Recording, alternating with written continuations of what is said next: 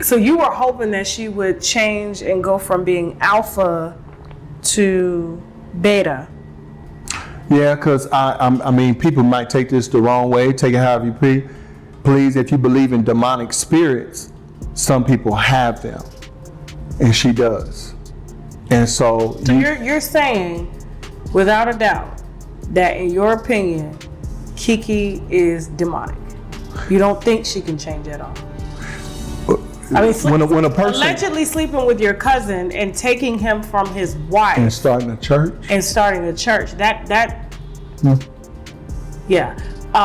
that's pretty insane. Miss Lorna Jean, I'm sorry. You good? Miss Lorna Jean, Keke's mama. She cried. She had told me a couple times, but she cried her heart out. Keke, she missed it, and bawling her eyes. And here's what she said. She knew the calling on my life. She said, Zach, please don't leave my daughter. Because if you leave her, I believe, I don't want to be spared, forgive me. Yeah. I believe that she will meet her demise because she's going to self-destruct. She's been on a path to self-destruct and it's going to eventually catch up with her. And I don't know how much longer she'll be here. So you stayed as a kind of like to honor her mother's wishes that you protect her daughter. You said that her and Larry had been cousins since they were kids, which led a lot of people to think that they weren't actually cousins. No, they family. They family. So they're blood cousins. Cousins. Okay, so they are blood cousins. Yeah, cousins. Okay, yeah. All right. But she didn't have a baby by this cousin. Trying to. That's why he had to go. Because he didn't want a baby with his. Can you believe this with your own cousin? Has Larry reached out to you or Ebony since this interview? The first interview? Nope. Keke Wyatt is trending again, and not in a cute way, because her ex-husband just blew their whole marriage wide open with some wild claims that got the internet spinning.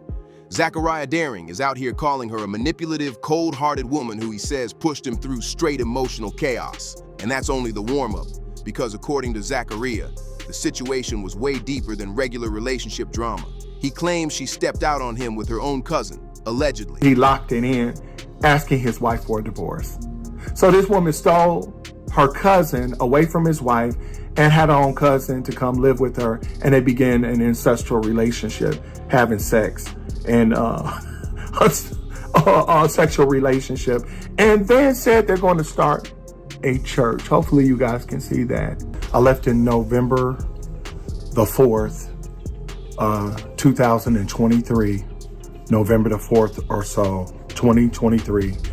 And I did not see my son, Keriah, until the end of June, which was the divorce court for me and Keke Wyatt, where we would have the divorce finalized. And I wasn't able to talk to him and see my kids. It was impossible for me to call her because I refused contact with her because of the maniac, her maniac ways, the demonic, the belittling, the verbal, that's done for life, as I stated. And so at this particular time, even some months ago, I told friends of mine, I said, listen, God said I'm not to be in any circumstances, environments where I have to fight or where I have to deal with a situation or anything like that.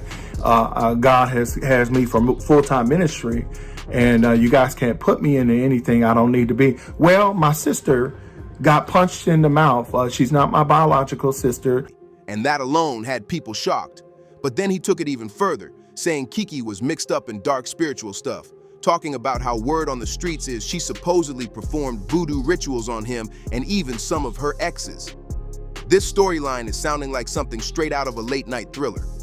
In his recent interview with Tasha K, Zachariah didn't walk anything back. He actually doubled down on every detail. Y'all believe in this or selling your soul, but it almost seemed like that's what happened a long time ago in the industry or something, because it's like demon possession.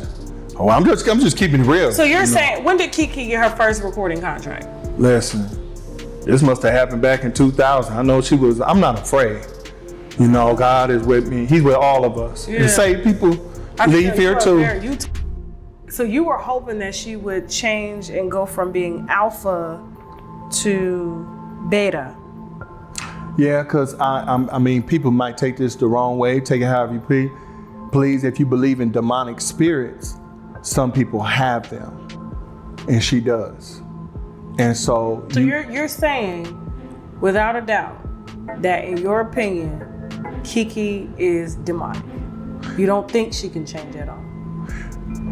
I mean, when a person allegedly sleeping with your cousin and taking him from his wife and starting a church,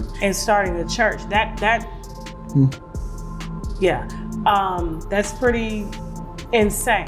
Even having to restrain her when she act like a wild animal. So when did she threaten to put fine glass and ground it up? All the time. She said she was going to eventually kill me.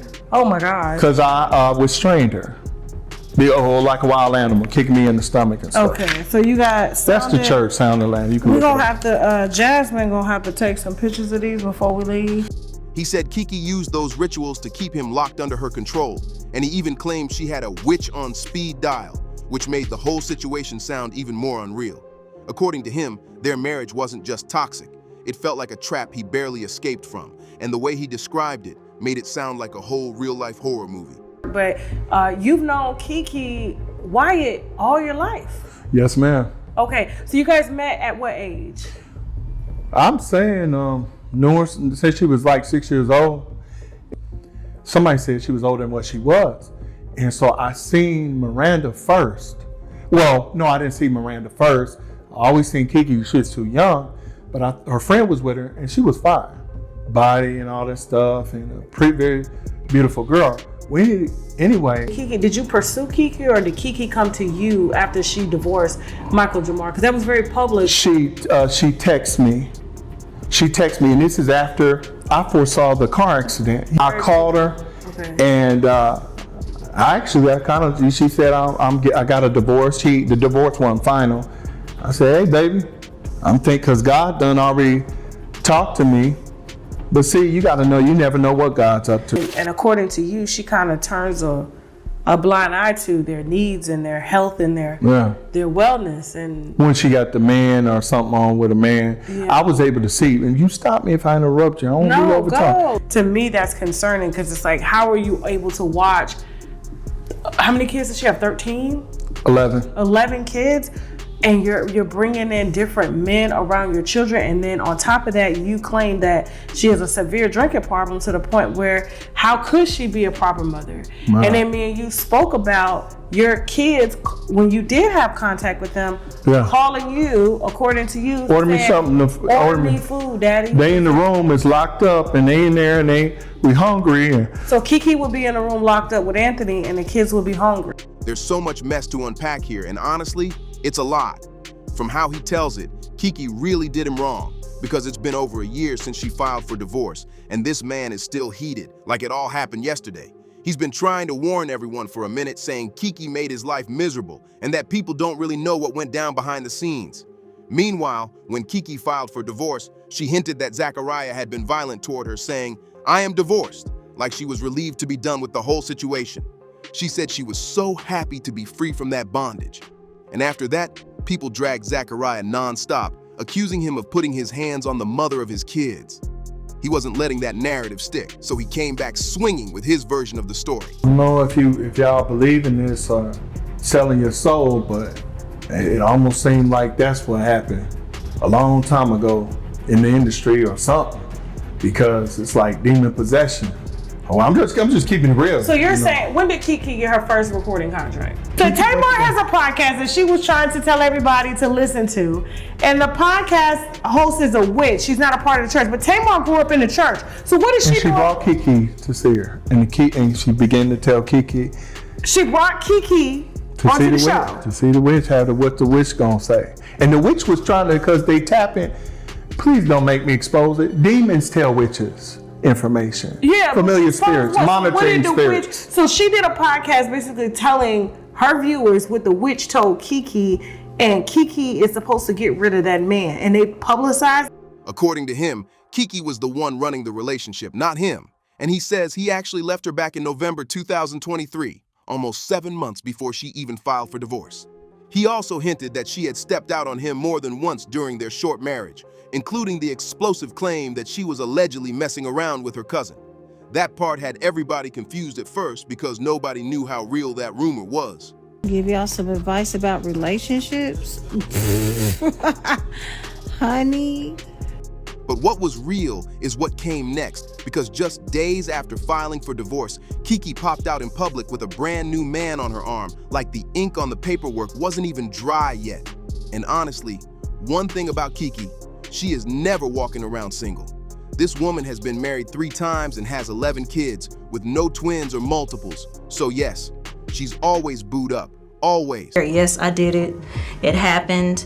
If somebody's choking you over your kitchen sink, don't let there and just stand there and just let the guy kill you. Right. Choke you till you die and your baby's in the other room. Defend No. yourself. Yes. We'll But- get out of a situation like that before it even escalates to that point. That's Me, what I would like say. I said, like, When you 8 months pregnant and you got a child sick in and out of the hospital, and your husband got the nerve to tell you that he wants a divorce because he says that you're an emotional wreck. He says that from the very beginning, you never trusted me and all that kind of stuff. Like, yeah, telling other people, other women that we getting a divorce and if she calls or it's like, what? All that went down last year, and everybody thought Zachariah was finally letting the situation go. But nope, he pulled up for a full sit-down interview with Tasha K, and the tea he spilled was straight fire. It was obvious he had been holding this in for a long time, just waiting for the right moment to go public with everything. According to him, he and Keke go way back, like way back. He said they've known each other most of their lives because they first met when she was only 6 years old and he was a little older. That detail had people raising their eyebrows instantly because the timeline alone sounds like something that needs a deeper look. He admitted he was attracted to her way back then, but he said he never tried anything because he was sort of, dating her friend at the time. That alone already sounds messy, but he didn't stop there. He also tried to set the record straight about the rumor that he chased her while she was still married to her second husband, Michael Ford. According to him, that whole story is twisted because he claims Keke was the one who reached out to him after her divorce from Michael, and she's the one who initiated their whole relationship. And this is where the story gets even hotter, because he said she was nothing close to a submissive wife. He painted a whole picture of her being the one running everything in the relationship. He even claimed she made him feel like he had to play the beta role just to keep things calm, which had people side-eyeing the entire dynamic. And yes, he brought up that same explosive claim again, talking about how she allegedly slept with her cousin while they were married. When he first said it, everyone was confused because a lot of folks thought he meant one of those play cousins, since tons of people call close family friends their cousins. But Zachariah shut that down instantly and made it clear he wasn't talking about a pretend cousin. He was talking about an actual blood cousin. That's when the whole conversation took a turn and people started paying real attention to what he was saying. He made it clear he wasn't talking about some play cousin situation. He said this person was her real cousin, same family line and everything. That alone had people looking around like, what is going on here? And if you're wondering why he stayed with her for 6 whole years, he claims it wasn't as simple as people think. From the way he told it, he tried to walk away more than once, but every time he did, Keke's mom would jump in and break down crying, begging him not to leave. He said it got to the point where he didn't even know how to get out without causing a whole family meltdown. He also said Keke is very male-centered, which honestly isn't shocking to anyone who's watched her relationships play out over the years. But then he pushed things further, saying there were deeper issues behind the scenes that nobody knew about. He claimed she struggled with managing her household whenever she had a new man around, and that responsibilities would sometimes get pushed to the side while she focused on her relationship. He didn't go into too many specifics, but the way he described it made things sound unstable and chaotic in a way that had people raising their eyebrows. And then he dropped one of the wildest accusations of the whole interview. He claimed she even tried to put ground glass in his food. That part had social media in straight disbelief because that's a serious allegation, and it pushed the conversation into a whole different level of madness. Now, nobody is saying Keke actually did all that, but this isn't the first time her name has been tied to some serious accusations. Way back in 2002, she was arrested after an incident involving her then-husband, Ramit Morton, and that situation was intense. According to reports from that time, police showed up to a domestic dispute on December 25th around 10:30 a.m. at the couple's home, and Morton was found with deep wounds on his chest, arms, and hands. The police statement even said part of the knife blade had to be removed from his back at the University of Louisville Hospital, which lets you know those injuries were serious. She was arrested on second-degree charges and was facing up to 20 years behind bars. But Morton later dropped everything and refused to testify, so the case was dismissed. Years later, she switched up the explanation and said she acted in self-defense because, according to her, he was allegedly choking her, and the stabbing was the only way she felt she could make it stop. That twist had people divided because the story suddenly had a whole new angle. And that wasn't the last time her name got pulled into relationship drama. Her second husband, Michael Ford, also accused her of being toxic during their time together. A lot of folks still remember the moment Keke went online saying Michael walked out on her when she was 8 months pregnant, and that clip had everyone talking because the vibe between them had clearly fallen apart. The pattern of messy breakups and chaotic relationships started looking a little too familiar, and people began wondering what was really happening behind closed doors. Michael came out with his side of the story too, and he didn't sugarcoat anything. He called her out for being toxic and dropped a whole statement that had people staring at the screen. He said, "I have loved, raised, supported, and cared for every child in our family, biological or not. I will continue to be that person and do all these things, but I will not be her." Then he kept going, saying, "I can no longer allow our children to live in a toxic environment, and because I love Keke, I can no longer accept toxic behavior. A home should be a refuge of peace from inequity and harshness of the world. Keke is much stronger than she gives herself credit for, and she is a great mother." He wrapped it up with, "There is healing that needs to take place, and I have faith that it will happen." His message sounded calm, but the meaning behind it was loud, and people instantly caught on. At this point, all three of her ex-husbands have called her out in one way or another, which has folks wondering if she needs to step back and take a real look at the pattern here. Because when the same type of trouble shows up in every relationship, people start asking if maybe she's the common denominator. And that idea alone already had the internet buzzing. But this is where things get extra spicy, because according to Zachariah, the situation wasn't just emotional or messy. He claimed Keke allegedly sold her soul to move ahead in the industry. Not only that, but he said Tamar Braxton allegedly introduced her to a witch she supposedly keeps on speed dial.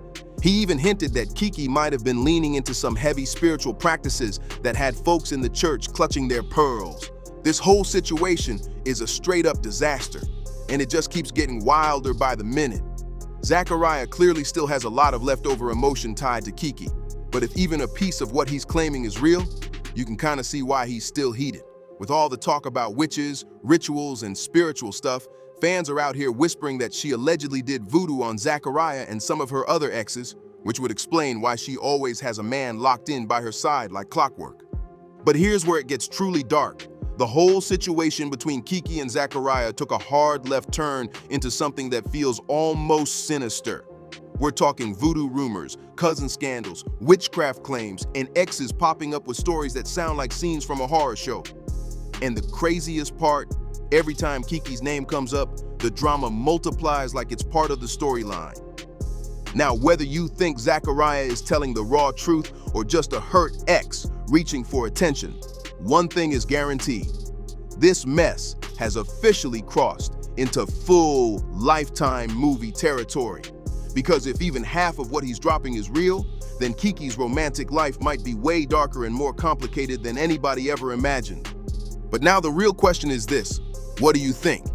Is Zachariah actually exposing something deep, or is he spinning the block trying to get attention and stir up chaos? Either way, this saga is nowhere near done, and something tells me Keke's next move is about to stir up the internet all over again. Make sure you drop your thoughts in the comments, hit that like button, subscribe to the channel, and turn on those notifications so you don't miss the next messy breakdown. See you on the next one. It's only getting crazier from here.